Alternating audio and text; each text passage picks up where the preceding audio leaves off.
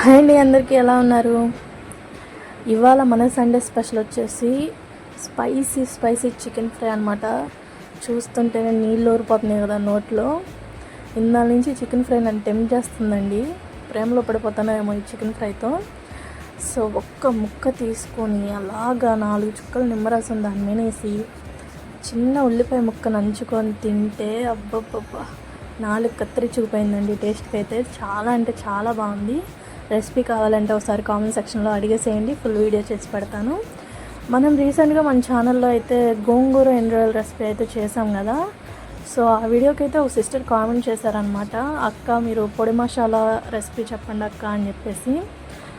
అది నేను వీడియో చేసి పెడతాను. ఆ పొడి మసాలా ఒక్కటి చేతికింద ఉంటే చాలు, మనం ఇంకా బయట మసాలా పొడులు ఏం వాడవసరం లేదు. నాన్ వెజ్లోకి వెజ్లోకి అన్నిటికీ వేసుకోవచ్చు.